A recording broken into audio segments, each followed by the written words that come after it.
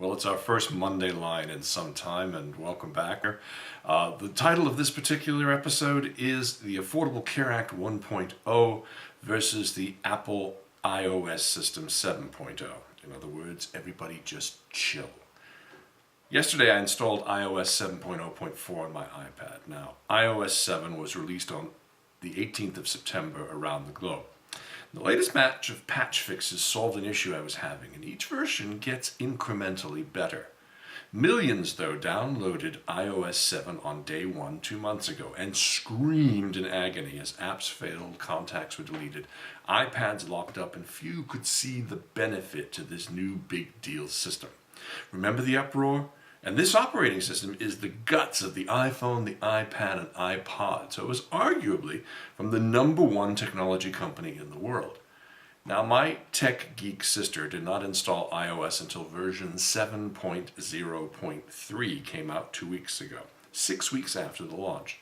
Her rationale? Why should I be Apple's technology guinea pig? X.0 versions of every computer software program suck eggs. I'll wait a few months, then I'll install. And therein lays the wisdom of all new technology, including the Affordable Care Act website.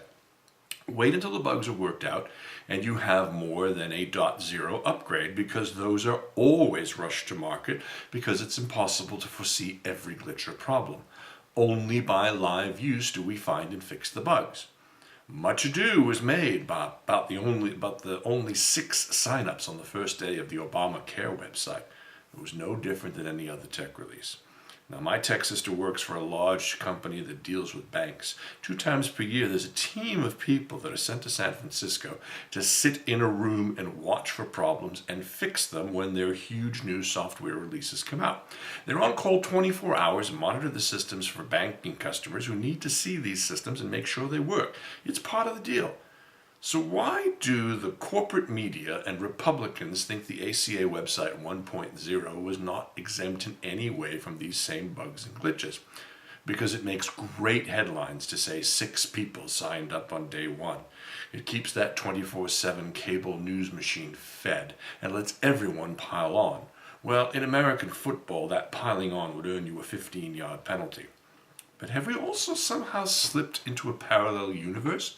The Republican GOP Tea Party in the U.S. House of Representatives tried 43 times to repeal the law that created the Affordable Care Act. And inside the Beltway press, which has the attention span of a fruit fly, with sincere apologies to those flies, they've joined in to pile on the computer program in an attempt to kill it.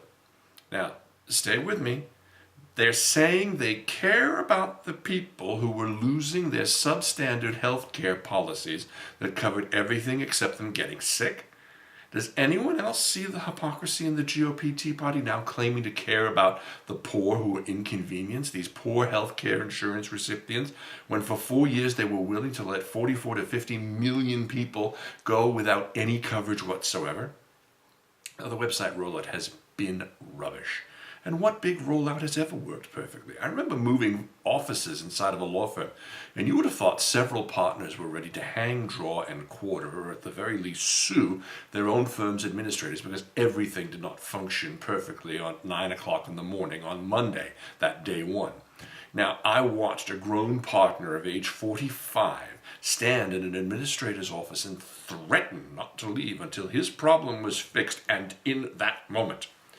So now 6 weeks in, the system is handling 17,000 people a day.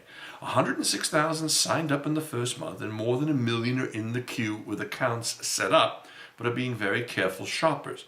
And everyone is calling that an epic fail. In Massachusetts, signed up 123 people in their first month of Romneycare. Now the state has, 98% coverage? Talk to me in a year. If we're still seeing these kind of numbers, we can have a more detailed conversation. But here's my real question. What will the GOP Tea Party do when the website works, numbers improve, and their 9% approval rate falls to 6% as the public asks why there's no immigration reform or a budget deal? The attention will soon shift back to this truly do-nothing Congress and their willingness to destroy the entire country and its people to hurt one man, President Barack Obama.